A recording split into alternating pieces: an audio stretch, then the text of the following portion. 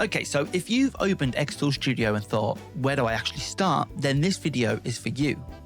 In this video, we're going to go inside xTool Studio and I'm going to show you the main areas of the software, what each section actually does, and the simple order you should work in so you don't get lost before you've even pressed process. Now, we're not covering machine settings today, and we're not going to dive into every advanced tool. This is the foundation. By the end of this video, you'll understand the canvas, the design tools, the editing tools, the settings panel, the object list, and the preview screen. And once those areas make sense, xTool Studio becomes a lot less intimidating. So let's jump into the software. Now, when you first open xTool Studio, you normally land on the home screen. Think of this as your starting point. From here, you can start a new project, open something you've already made, or continue a recent file. You might also see your device connection options here, but that is for another video. We're staying focused on the software layout. So I'm going to start a new project. Now, we're inside the main workspace, and this is where beginners normally get a bit overwhelmed because there are buttons everywhere.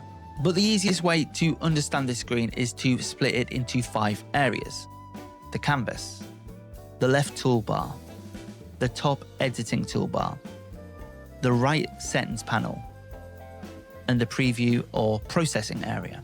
If you understand those 5 areas, the whole software starts to make a lot more sense. So let's start with the canvas. Now, the canvas is the main space in the middle, and this is where your design lives. It's where you place text, images, shapes, SVG files, and anything else that you're working on. But here's the important bit. Just because something is on the canvas does not mean it's ready to process. The canvas is where you build the job. The settings panel is where you tell the job what to do. So if I had a simple shape here, I can move it, resize it, rotate it, and place it wherever I want. But at this stage, it is just an object on the canvas. xTool Studio still needs to know whether I want this object to engrave, score, cut, or be ignored. And that's where a lot of beginner mistakes come from. People add something to the canvas and assume the software knows what they want. Next, we have the left toolbar, and the easiest way to remember this is the left side is where you add things. If you want to add text, images, shapes, vector files, or other design elements, you'll usually start over here. For example, if I click the text tool, I can add text to the canvas. If I add a shape, that shape appears on the canvas. If I import an image, that image becomes part of the project. We'll cover all of these properly in separate videos because text, images, and vectors all have different behaviors. But for now, just remember, the left side adds objects. Now, once something is on the canvas, you need to select it before you edit it. This sounds basic, but it catches people out all of the time. If I select this text, I get text options. If I select this shape, I get shape options. And if I select an image, I'll get image options.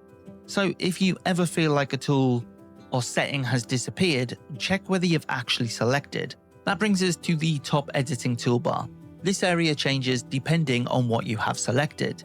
So with text, you might see font controls or spacing options, alignment or other text tools.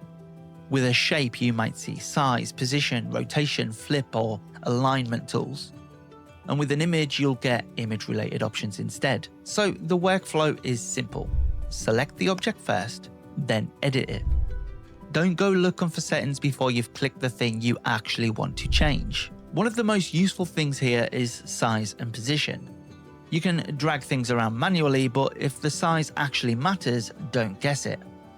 Use real measurements. If a design needs to be 100mm wide, set it to 100mm. This is especially important when you're making products, templates, jigs, or anything that needs to fit properly. Guessing is fine when you're experimenting, but clean files need proper measurements. Now, let's look at the right panel. This is one of the most important areas in xTool Studio. The right panel is where your design becomes a job. And this is where you tell the software how each object should be processed.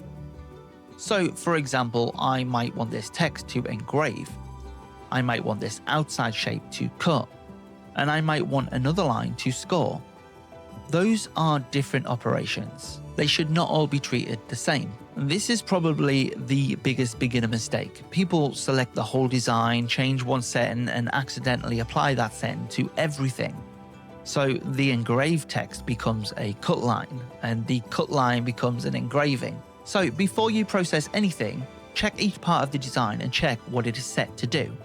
Is it set to engrave? Is it set to score? Or is it set to cut?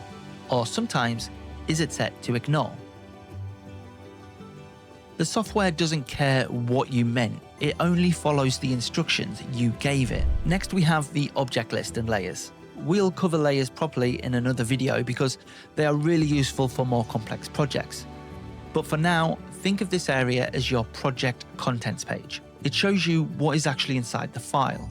And that matters because sometimes you'll have objects you forgot about. A hidden duplicate, a tiny shape off to the side, a line sitting directly on top of another line, or something that is still being processed even though you can barely see it.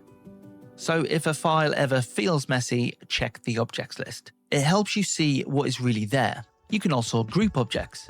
Grouping is useful when you want to move related objects together. For example, if I have text and a border, I can group them so they stay together when I move or resize them. But grouping is not the same as merging. The objects still exist inside the group. They can still have their own settings. So grouping is mainly for organization. Now let's bring this into a simple workflow. This is the order I'd recommend using xTool Studio. First, create or open your project. Second, add your design elements. Third, size and position everything properly. Fourth, organize the file. Fifth, assign the correct operation to each object. Sixth, check your settings.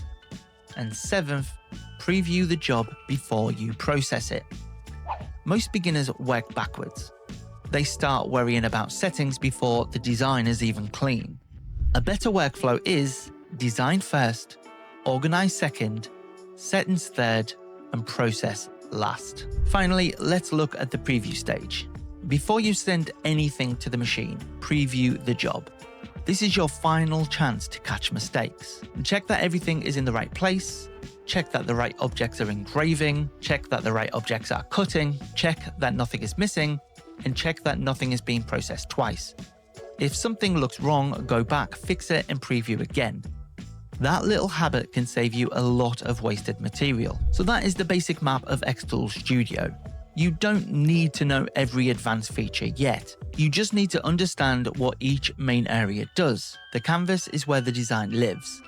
The left toolbar adds objects. The top toolbar edits selected objects. And the right panel controls how objects process.